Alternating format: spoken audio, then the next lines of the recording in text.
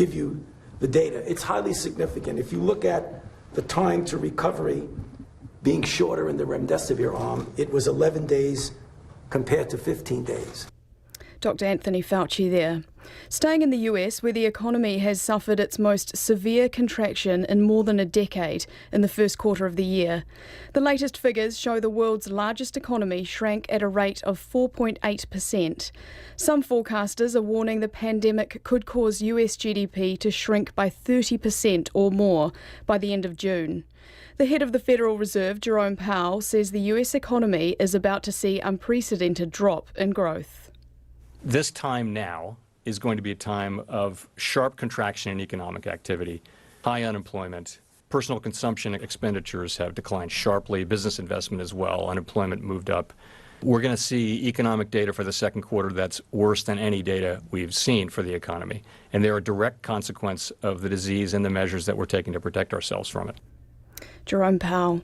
Spain's Prime Minister says his country is facing a recession on an extraordinary scale. The Bank of Spain has forecast unemployment could almost double to 21.7% this year. A strict lockdown is starting to be lifted, but it could be weeks before most businesses are able to reopen. The BBC's Damien Grammaticus has more. The bells of the Church of San Ramon ring out in Madrid. In the plaza in front, there's a line of people, all spaced out, all wearing face masks, all waiting for handouts of food. As the numbers of coronavirus cases decrease, the lines of those who've lost jobs and now need help are lengthening. In Parliament, the Prime Minister Pedro Sánchez came under criticism for his handling of the epidemic. Hemos acertado en algunas cuestiones y hemos errado en otras. Y le puedo garantizar... We've been right on some issues and wrong on others, he said, adding, I can guarantee I take personal responsibility for the mistakes of the Spanish government. The government is now planning to lift the lockdown slowly in phases if the reductions in coronavirus cases continue. But it will take weeks for most businesses to reopen, and even then, they'll be under very strict conditions with limited numbers of customers allowed. Damien Grammaticus there. The issue of getting customers back is weighing heavily on restaurant and bar owners in Italy too. Thousands of business owners are protesting against post-lockdown social distancing measures they say could cause the permanent closure of a huge number of outlets. Deutsche Welle's Clifford Coonan reports. Empty tables, silent kitchens, sealed-off pizza ovens in Italy. After the shuddering death toll, the closure of Italy's normally vibrant bars and cafes has been one of the toughest aspects of the coronavirus pandemic. The government says restaurants and bars may reopen on June 1st, but owners say that's too far away. In Tuscany, restaurateurs are giving up their keys in protest. We're very concerned about our survival, our employees and our supply chain. Half of all bars, cafes and restaurants could go bankrupt. Health without money is half an illness.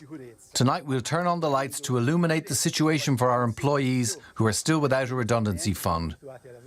We call for help for rents and bills. We're living with uncertainty. 75,000 restaurants have united in protest. I would like to reopen safely while offering customers a quality service, the pleasure of being together and enjoying the food. The pizza ovens are serving takeaway for now, but the restaurants hope to be serving customers in-house as soon as possible. Clifford Coonan reporting. The Philippines' tough lockdown measures have caught the attention of the United Nations, which is concerned about the level of police brutality. More than 30,000 people have been arrested for violating strictly enforced restrictions, which are due to last at least another fortnight. The ABC's Amy Bainbridge has more. President Duterte, who has made a name for himself waging a violent war on drugs, is also taking a hardline approach to the coronavirus lockdowns in his country. He's warned martial law could be imposed and that soldiers will be allowed to shoot people who protest. Earlier this month, Jesus Magseo joined a rally demanding food aid and was among 21 people jailed for a week. When the lockdown started here, since March 16 we've had no income, there's nothing we can do but wait for whoever will help us, so our children will be able to eat. Some who've broken the curfew were reportedly locked in a dog cage by local officials. Carlos Conde is from Human Rights Watch. They fear that as the weeks go on, more and more Filipinos will be arrested and will be thrown behind bars. So that's a concern. And the context of this is because many of those who violated quarantine or curfew regulations are poor Filipinos who would step out of their homes or of their communities to try to find livelihood or to try to find food. President Duterte has announced the quarantine measures will be extended at least until the 15th of May. The Philippines has almost 8,000 confirmed cases of COVID-19 and has recorded more than 500 deaths. The World Health Organization says it's difficult to measure the effectiveness of the quarantine measures in the Philippines, but says it's seen some positive enforcement by authorities when it comes to restricting the movement of people. That was Amy Bainbridge reporting. The United Nations outgoing human rights envoy for Myanmar has told Al Jazeera the country's leader, Aung San Suu Kyi, has failed to live up to her reputation as a humanitarian. Aung San Suu Kyi has been widely criticised for remaining mostly silent on accusations of violence against the Rohingya minority. In December last year, the Nobel Peace Prize winner defended Myanmar's military against allegations of genocide at the International Court of Justice. The departing envoy, Yang Hee Lee, told Al Jazeera Suu Kyi's inaction is utterly disappointing. We all knew that she was put on a pedestal or portrayed as the icon of democracy and human rights. But ever since the NLD has taken office and ever since she took the office of the state counselor, all of her actions and her words, statements, point otherwise. Yang Hee Lee speaking to Al Jazeera. The US Secretary of State Mike Pompeo says US officials haven't seen North Korean leader Kim Jong-un recently and are watching reports about his health closely. He also expressed concern the isolated state could be hit either by the coronavirus outbreak or a famine. Mr. Kim hasn't been seen in state media since the 12th of April, triggering speculation he is seriously ill. But South Korea believes he is staying at the ski resort of Wonsan to protect himself from possible exposure to the coronavirus. The Brazilian president, Jair Bolsonaro, has abandoned for now his attempt to appoint a personal friend as the new federal police chief after a Supreme Court intervened. Mr. Bolsonaro was accused of political meddling after he fired the previous police chief last week. From Sao Paulo, here's the BBC's Katie Watson. Judge Alexandre de Moraes had granted an injunction to an opposition party, arguing that links between Alexandre Hamagem and the Bolsonaro family could interfere in police affairs. After that, the president cancelled his nomination, but later in the day he criticised the judge's decision and said that his dream of Mr. Hamagem leading the federal police would soon be a reality. The federal police are investigating alleged involvement of 3 of Mr. Bolsonaro's sons in money laundering and the production of fake news. They've all denied the allegations. Katie Watson there. There's been an attempted prison break in Sierra Leone after a recently arrived inmate developed symptoms of the coronavirus. A warden has been killed and several others injured in the riot at a prison in the capital, Freetown. Social distancing restrictions are to be gradually eased in a number of states across Australia as the rate of new cases steadily declines. South Australia has now gone 7 days without recording a new case of COVID-19. It carried out more than 15,000 tests in 2 weeks. Tasmania and the Northern Territory are expected to move to the next phase of recovery today, and Queensland and New South Wales will ease some of their restrictions tomorrow. And that's World Watch. Back to you, Marnie. Thanks, Annabelle. And that's Midday Report Te Pūrongo o Te Pautūtanga for today, Thursday, April the 30th. Stay with RNZ for the government's daily COVID-19 briefly shortly after 1. We'll be back tomorrow, but for now, from the Midday team, kia tau te mauri.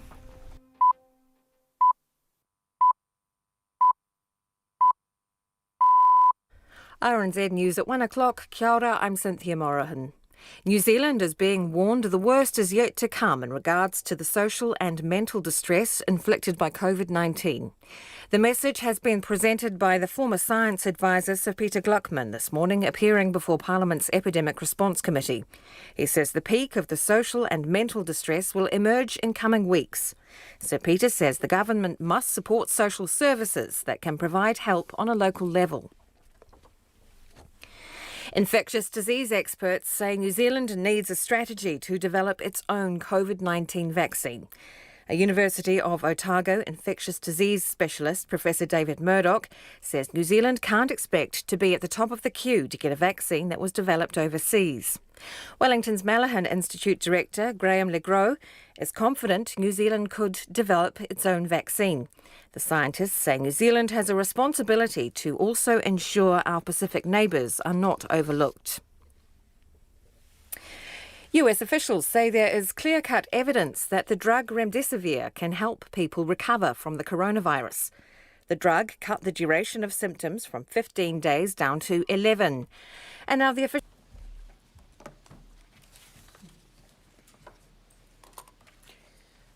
Kia ora koutou katoa and good afternoon. Welcome to day 3 at Alert Level 3. Today I'm going to update you on our ongoing enforcement actions under COVID-19 Alert Level 3, as I know that there are many New Zealanders who are anxious about compliance at this level. But first, as per usual, I'll hand over to the Director General of Health for his update. Dr. Bloomfield. Thank you, Prime Minister. Tēnā koutou katoa. Today we have 3 new confirmed cases to report. One is linked to an existing case and the 2 others are under investigation still. In addition, we have reclassified what was previously a probable case as not a case. This means our total for confirmed cases is now 1,129, and this is the number we report to the World Health Organization.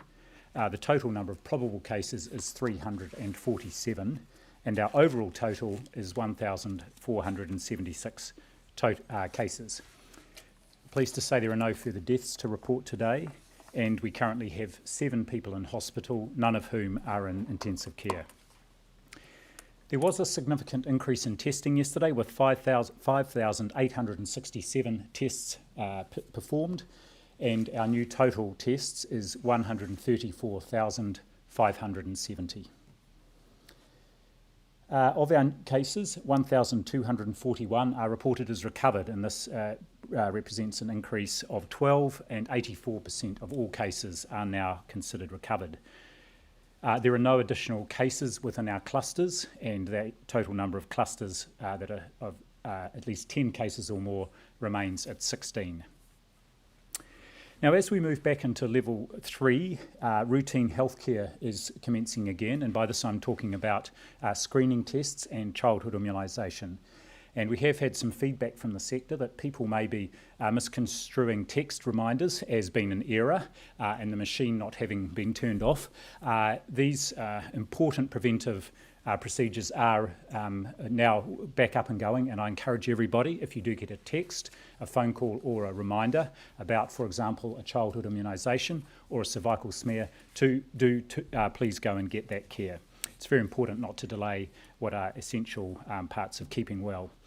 People should also not delay seeking care for acute conditions and even maintenance. If you have a chronic condition, please do get in touch with your practitioner, and as you will be aware, they can do many of those consultations virtually as well.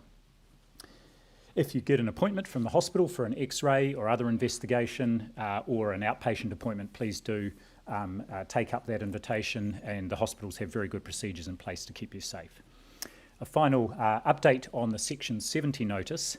An amended Health Act order has been published on the Ministry of Health website. You will find it in the Epidemic Notices section on the Ministry of Health website. The new order amends the previous one to specify the following. People can travel to care for their pets and other animals because we know it's important to look after these important members of our households or where we're living. So we've clarified that veterinary services are permitted to be contact services, which means you can go into the premises to drop off pets or other animals that require care. And also, hunting of game birds for recreation purposes is not permitted at Alert Level 3, This means, for instance, people cannot go duck shooting and the like during Alert Level 3. Thank you, Prime Minister. Thank you, Dr. Bloomfield. New Zealand's move to Alert Level 3 gets 400,000 extra New Zealanders back to work and means that roughly 75% of the economy is now operating. But as we've said, this extra activity does come with extra responsibility. The responsibility, as I've said repeatedly, to keep up that amazing effort that the team of 5 million has put in to fight the virus. So while people can now enjoy takeaways and pickups, it is vital that we keep our physical distancing and stay at home if there is no proper reason to be outdoors. Police have an online Level 3 breach reporting tool via Police 105. As of 5:30 p.m. yesterday, 1,035 complaints have been received, with 277 referred to the compliance assessment team. Of those, 104 have been tasked with further action by agencies. Some are being followed up by MB, police, WorkSafe and MPI, all dependent on the type of breach that may have occurred. The common themes of complaints were lack of social distancing, business breaches by patrons or staff, safe operating practices for cafes, recreational activities, and specific complaints about in-home gatherings. In addition, the all-of-government response team has a compliance centre that is monitoring the news that is being reported. So we're not waiting necessarily for a member of the public to make a complaint. If we see reporting through the news of compliance issues, then those are being followed up proactively as well. New figures also show the ongoing police response to enforcement, including a total of 185 breaches of the CDM or Health Acts under Alert Level 3. That's an increase of 81 in the past 24 hours. 46 prosecuted, an increase of 21 in 24 hours. 119 warnings, it's an increase of 48, and 20 youth referrals, that's an increase of 8. There are, of course, ongoing police assurance patrols, and over the course of the last 2 days, there have been 1,400 of those by the police. Police have also advised that after a bit of a spike in the first 24 hours of Level 3, things have started to calm down, a similar pattern that we saw when we first moved into lockdown. So as I have said, we all have a responsibility to make this new phase of our COVID response work. Please continue to act like you have the virus when you are out and about. And if you see breaches, please report them. The last thing we can afford is a spike in cases due to taking our foot off the pedal. And as has been reported today, we do still have cases that are coming through. And so now is not the time to loosen up our compliance. Yesterday, I provided a preliminary figure on school and ECE attendance. I can confirm that around 2% of year 1 to 10 school children attended yesterday and around 4% of ECE. As I said yesterday, this is actually a really strong indication of the caution New Zealanders are taking at Level 3, and that is exactly what we were wanting, that ultimately everyone who could stay home was staying home, but those who needed to were able to access education. Other news I can share with you today is that Parliament will pass under urgency a significant package of tax changes to provide further cash flow to support small businesses, and these are ones that we have shared with you before. Our package releases more than $3 billion through the tax system to help small and medium-sized enterprises as they continue to deal with the economic impact of COVID-19. As you recall, that includes the ability to carry over tax losses and so on. I can also share a breakdown of how much of the wage subsidy has been paid to our smaller firms. More than $1.25 billion has been paid to about 188,000 sole traders. A further $4.27 billion has gone to 160,000 small businesses that employ between 1 and 19 staff, and almost 8,900 medium-sized enterprises, so up to 99 staff, have been paid $1.3 billion. Just as a reminder, people in receipt of that wage subsidy are those who can demonstrate hardship through COVID-19 and are required to pass all of that wage subsidy directly on to their staff members. It's one way that we have undoubtedly been able to limit the amount of job loss through this period. Many of our smaller Kiwi firms will be operating again under level 3, but they do still face tough times. So one thing I want to encourage everyone to do is to think about supporting local when you are engaging in contactless trade. This brings me finally to what is fast becoming a segment on Kiwi ingenuity. ThankYouHealthcare.co.nz is a website that contains business discounts for those working in our healthcare sector.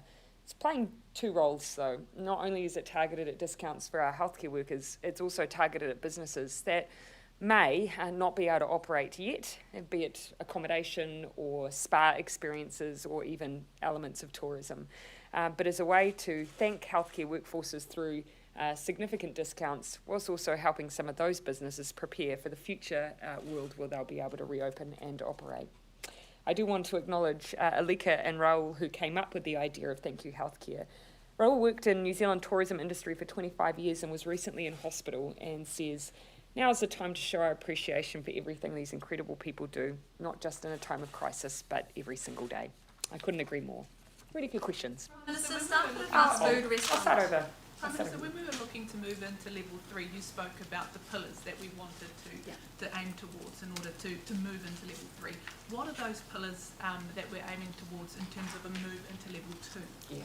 You will have heard us describe level 3 as the waiting room, the place where we check all of those things that we wanted to see at level 4 are actually in place, that we don't have big surges in cases, that we don't have community transmission, that we still have control of the virus.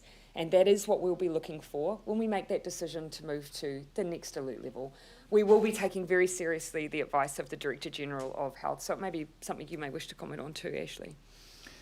Just a couple of comments. I think similar to the move from alert level 4 to 3, where we're looking at any new cases emerging, where they are, and our ability to link those to existing cases.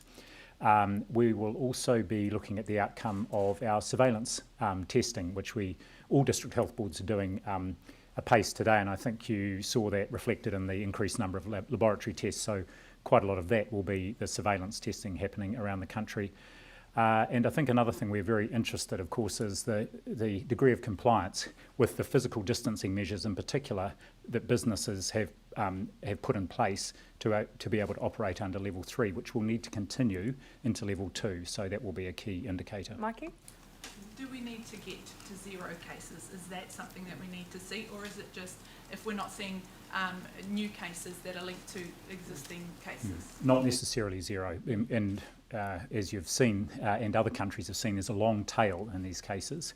And the key thing is keeping up that high rate of testing to make sure we're identifying cases, as well as our surveillance through general practice reporting of influenza-like illness and other surveillance through ESR, and then being able to rapidly respond to that with our contact tracing case finding.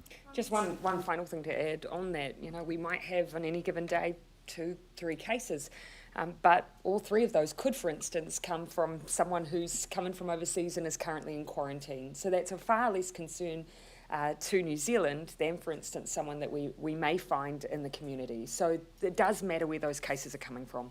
Yeah, Tova. Thank you. Staff at a fast food restaurant say that when they opened on Tuesday, physical distancing practices were not being adhered to inside the kitchen. Workers had to work beside each other because of high demand, and they also had say that the drive-through isn't working because when they pass food over their hands, come into contact with customers' hands. Are takeaway restaurants doing enough to adhere to the standards, and how is that being checked? Yeah, we are expecting standards to be upheld by those who now have the responsibility to keep everyone safe when they're trading. And so that is why we are taking enforcement very seriously. We do have not only the police out there, but of course our Labour Inspectorate are concerned about whether or not standards are being maintained for those who are working in those environments too. So I do expect a high standard. It is a responsibility and a level of trust we are placing on those who are operating, but we will also enforce. But to those workers who perhaps might feel they can't speak up to their employers, might be afraid of the repercussions or consequences, what recourse do they have? What should they do in that situation? No, what I think we've seen already through our reporting is that customers are willing to enforce as well. And so I would hope ultimately that workers feel they can safely make an approach to those who are involved in enforcement, including our inspectorate. But even if they don't, customers are very mindful of what they're seeing. If they see unsafe practice, they are reporting it. Police checkpoints, community checkpoints rather, are they legal and are you comfortable with them? It is not legal for any member of the public to simply stop or prohibit the movement of others. But the police are, of course, able to do that. Where we've had community checkpoints, in some cases they've been information sharing, it hasn't necessarily been prohibiting travel. Where they have been cropping up, we've had police working alongside those checkpoints to make sure that what is happening is legal, is safe, and is there to support the community. You want to see those community checkpoints gone? Well, obviously, when we move down alert levels, that is an indication that we are in a safe position. And so, therefore, the need for some of those measures that communities have often thought to put in place to protect themselves aren't as necessary. Dr. Broomfield, many elderly are spending weeks in hospital unnecessarily because they can't go back to the rest homes without a test. Would the ministry reconsider this position given that a lot of these people are suffering unnecessarily? So actually what we're doing, and I wrote to, or actually one of my colleagues wrote to the Aged Care Association 2 days ago, and I've had an email back from Simon Wallace, the Chief Executive, thanking us for reaching out. We're actually going to sit down with them and look at all the information we've gleaned over the last few weeks about what we need to do to make sure our rest homes and aged residential care facilities are as safe as they can be, including from the process we've got underway to do an audit of a review of rest homes and facilities that have had cases, as well as information that the DHBs have gleaned by going around and checking on all of their facilities in their rohe. So we are doing that collectively with them, and that includes the role of testing for both residents who might be entering or coming back from hospital, those who are there already, as well as staff, and what procedures we need to also put around that in terms of if they do have a case, whether we need to provide other accommodation for staff members to stop them potentially infecting members of their family. So we're looking at all of that collectively with them. And as I say, that includes the role of testing for new residents coming in, both at the point of when they come in and also potentially while they're in that 14 days self-isolation, because one of the things we've found is that some of those cases we've found in these facilities had no symptoms, and so we want to be sure we're picking up any possible cases there. Dr. Broomfield, remind me, but my recollection is that we've had one case via a patient in that's been brought into an aged care facility via a patient, and that was connected to overseas travel, is my recollection. So the vulnerability often has been by care workers and staff, and so I think that that singular focus on those who are residents, when actually it's that risk of those who are coming and going that we need to be very, very mindful of.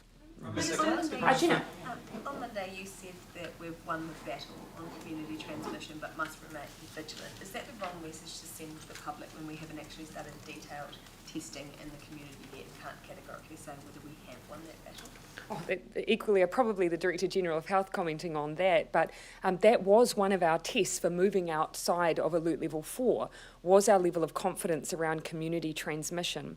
The level of testing in New Zealand is such to give us that confidence, but that is a moment in time. So I think what it's fair to say is that while we can have confidence when we made that decision, we have to maintain our vigilance. We have to constantly ensure we're still following those rules so that we can be assured that that is still the case. We continue our testing, we continue our border controls, we continue our isolation to keep giving us that assurance. I don't think with COVID-19 anywhere will it be a matter for anyone in the world to say job done. This is going to be with us for a long time, and we will have to keep winning battles every step of the way.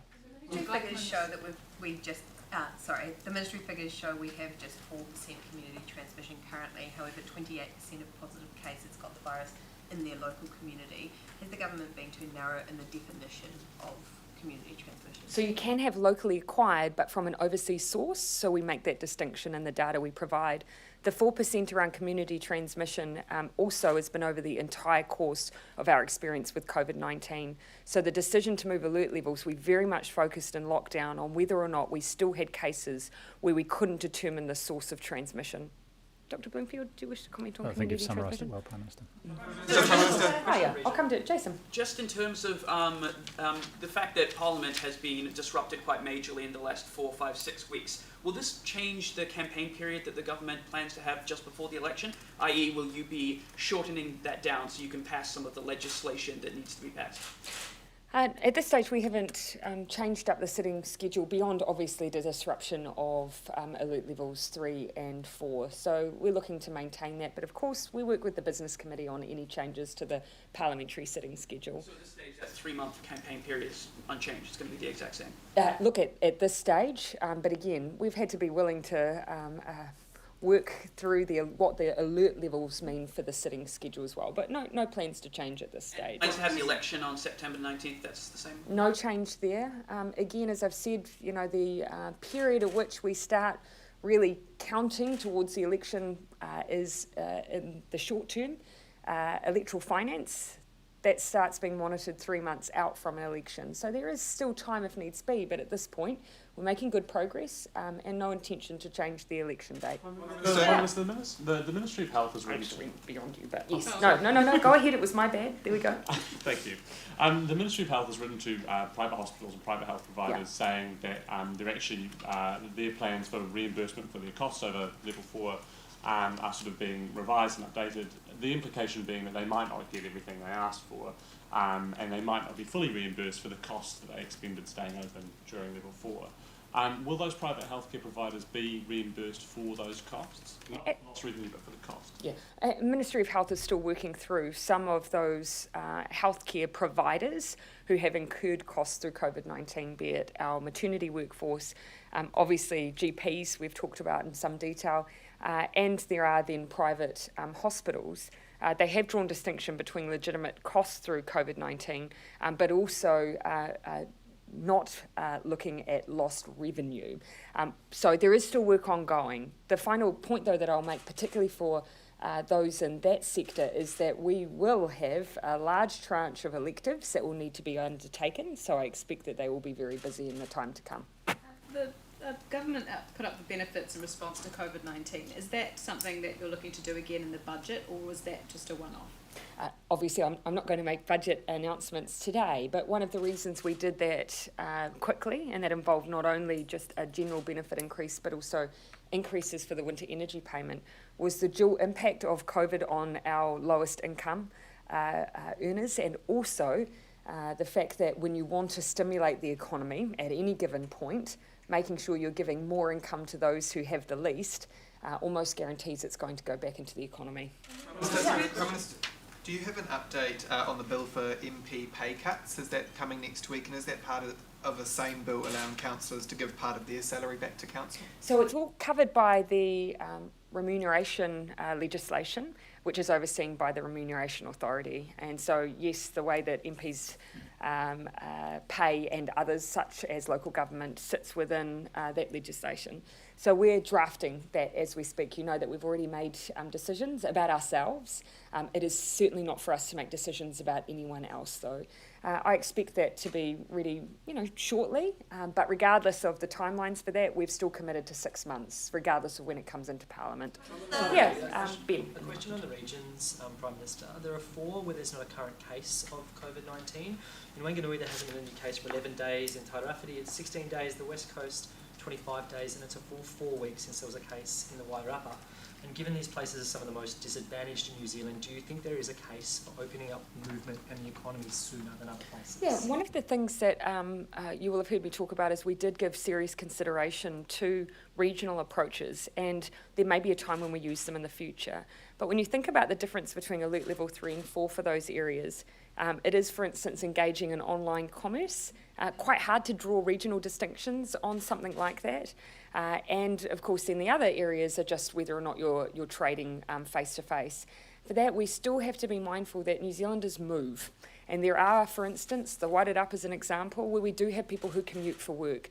And so some of those distinctions are a bit arbitrary when you're really trying to make sure that we've got control of the virus and we aren't transporting where we may have cases into other areas. So not for now, but we haven't ruled it out in the future. something though, like send them to level 2 ahead of other places and restrict movement between other regions? Is that I haven't, and again, I haven't ruled it out for any part of our COVID response, but we just haven't utilised it at this phase.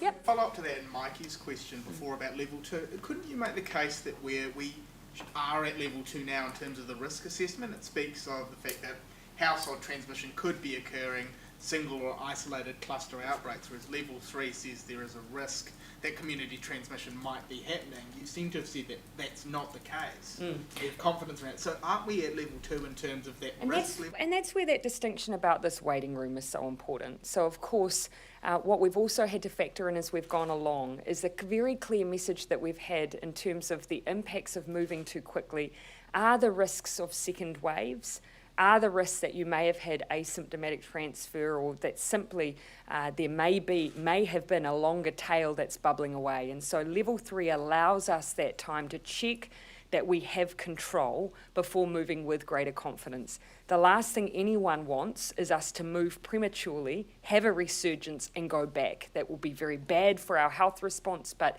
equally horrific for our economy. Thank you. Given, does the government have a strategy regarding a COVID-19 vaccine? And given our success in stamping out the virus, is there a concern that we could be put at the back of the queue if there is a vaccine developed overseas?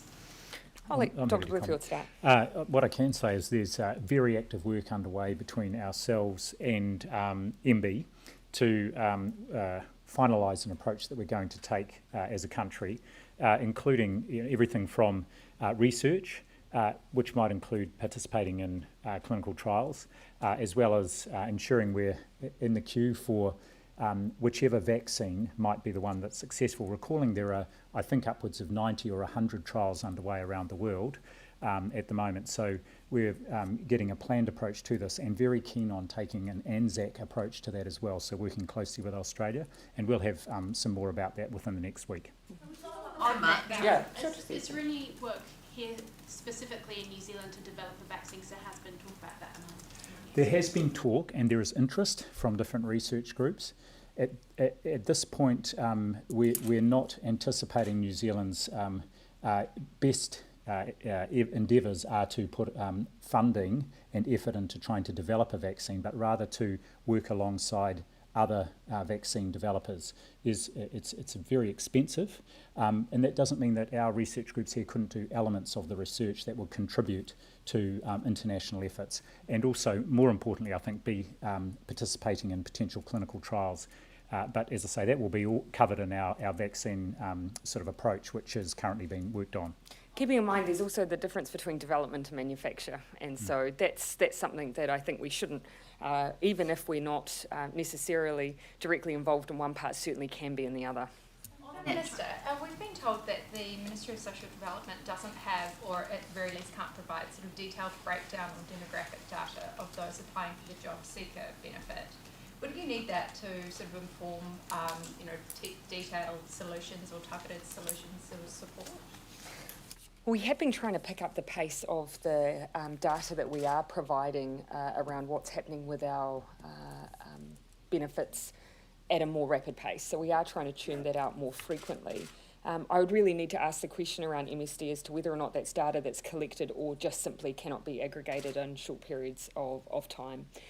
But what we do know, because this is analysis that we can draw from even the work that the Treasury has done as part of its living standards framework, we do know those regions, those demographics, those New Zealanders who are already profoundly affected by low incomes, who are more likely to work in precarious areas of work, so where they are more vulnerable to loss of hours or job loss. So that is information that we already have as a country, and it's why we have, for instance, targeted so many of our initiatives, be it the Provincial Growth Fund or MSD support packages like Mana and Mahi. So whilst we might not have that specific data in COVID, there are things we already know about our community which helps us target our response. Working to aggregate that data. Again, I don't want to give you a specific answer without asking MSD directly around what the issues may be around quick turnover of some of that data. But they have been working hard to try and provide more information outside of the usual cycle of what they provide. Prime Minister, Green Party co-leader Marama Davidson believes that essential workers should be getting at least a living wage. Do you agree? Oh, I want all New Zealanders to be able to not only survive on what they earn, but have a really good quality of life. That should be the aspiration that everyone in New Zealand has for our fellow New Zealanders. What I think we've seen at the moment is a growing awareness of the critical role that people in jobs that have often been undervalued play. But even in a short-term capacity, given that the added health risk for essential workers and given that the government is already investing billions of dollars into subsidies and packages, is this something that the government could look at on a short-term basis, bringing those essential workers' wages who are below a living wage up to a living wage? What we have been doing is, for instance, for example, our nursing workforce is working hard to see their wages lifted, and that's something that we've been doing since we've been in government. Equally, I would say the same, for instance, for people who are cleaners in our schools. Again, that work we've already done to see their wages lifted. Where the government has a role to play, we've played it. What I would ask the private sector is to value your workforce in the same way. We've seen the importance of people who are working on our front line, whether they are cleaners, whether they collect waste, or whether they're working at a supermarket. Can I just ask a follow-on question to Charlie's one about vaccines? There's been some promising signs in the US about that antiviral drug, remdesivir, which has been used for Ebola. Has the ministry here been given any advice about it? Is New Zealand interested in that drug? Yes, well, I heard Dr. Fauci this morning waxing quite enthusiastically about it, so I did a little bit of research. I'm yet to see the study that he was referring to, two earlier studies, one of which is published in The Lancet, actually done in Wuhan, didn't show any impact of the drug, and neither did the other one.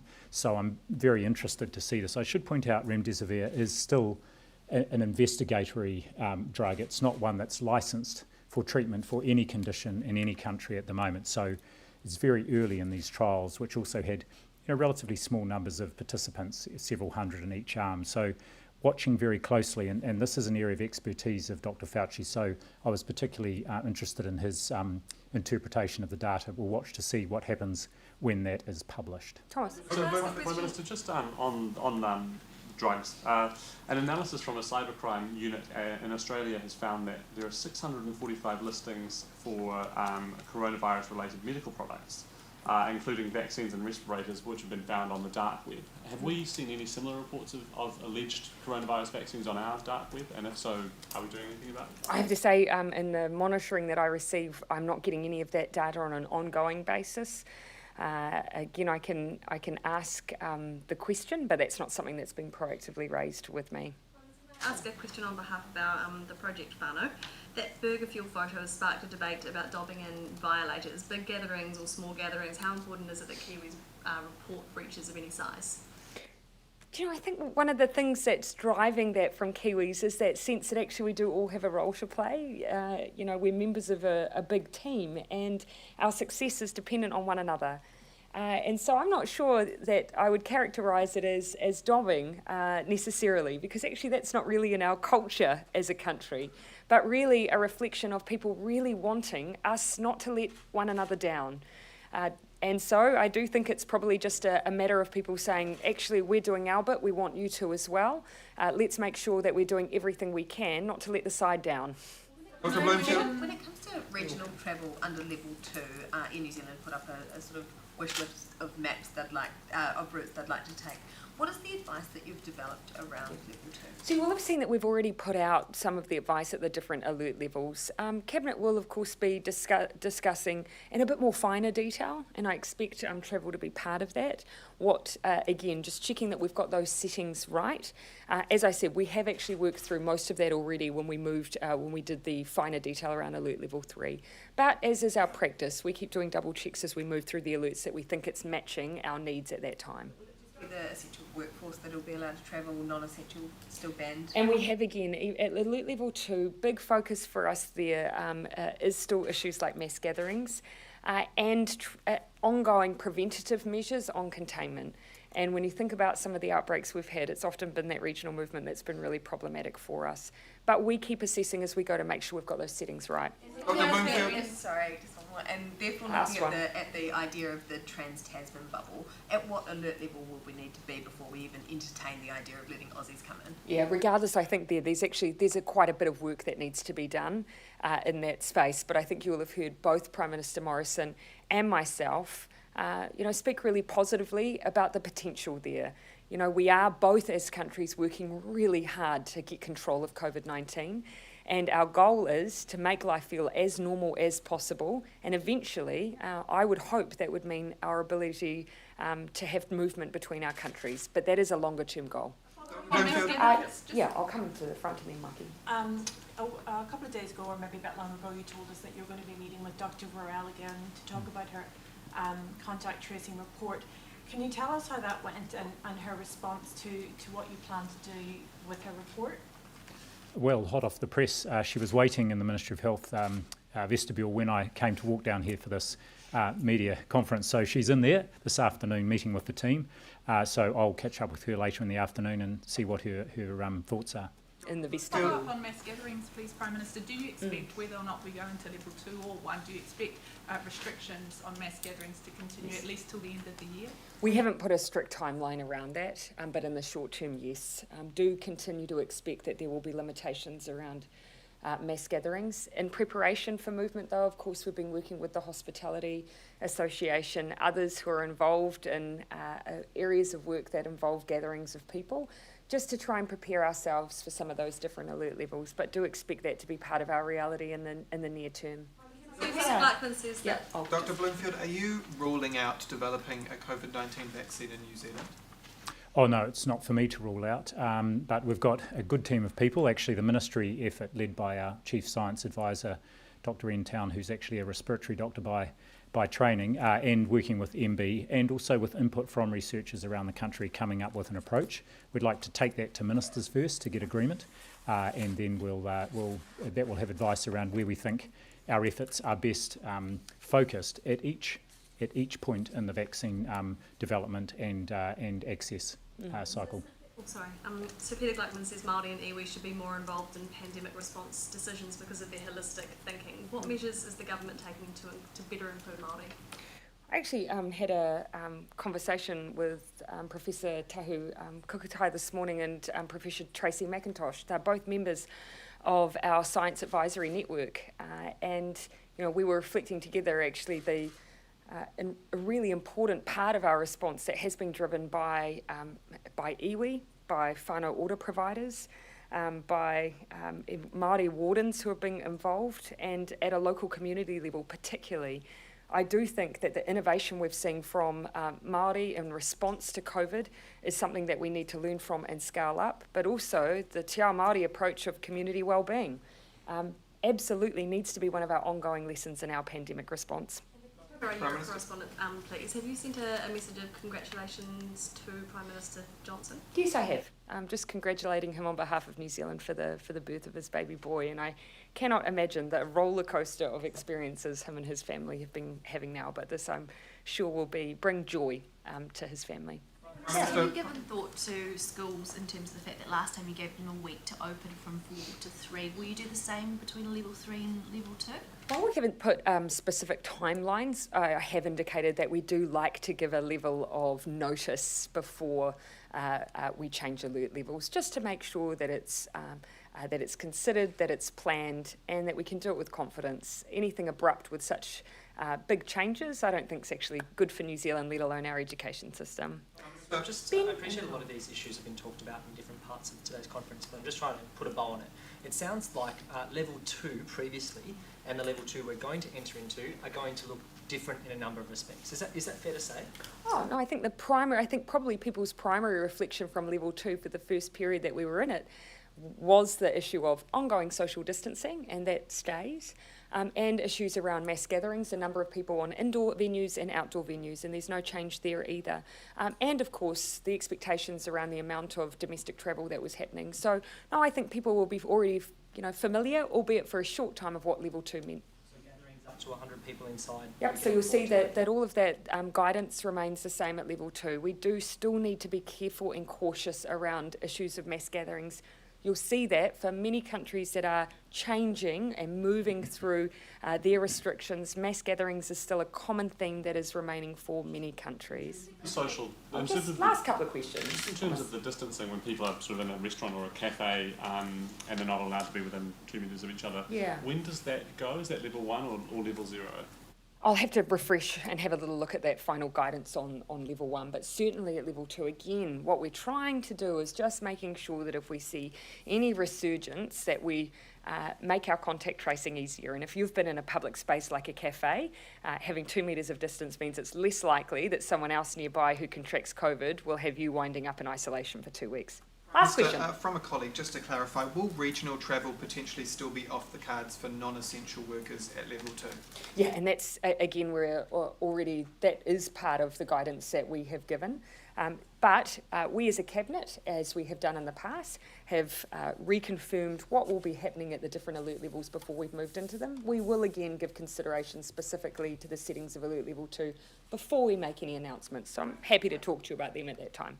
Is that with that quickfire PPE review that you ordered? Sorry, that was the audit of PPE and the way it was being distributed by DHBs. Dr. Bloomfield. Yes, so got a report late on Friday, had a look at it over the weekend actually in great detail, and we're just finalising a report on that to the Minister, and that will include the detail that will go up to him later today, and then it's in his hands because he was the one who directed that, so he will decide how and when he will use that. From my part, looking at it, I was very reassured by what I saw. Last one. Because it was the Minister who requested that, so I think it's only appropriate that he sees the information and makes the decision about the release of it. So it's quite a long time before it got to him though, right? He doesn't have it yet? Yeah, exactly. Well, I don't think it's unreasonable for the Ministry of Health and the Director General of Health to take 2 days to look at a report and then give it to the Minister. All right. On behalf of others, please. What is your advice to New Zealand residents in the US, given the situation there? Should they come home? Sorry, our advice for... To New Zealand residents in the US, should they come home? Oh, look, we gave advice very early on in the pandemic around New Zealanders using the windows that were available for travel. Many New Zealanders who are overseas are resident overseas. They live there, they have jobs there, they have family there. And so our message some time ago was what they call in foreign affairs terms shelter in place. Stay where you are, and we haven't altered our advice since that time. Okay, thanks everyone.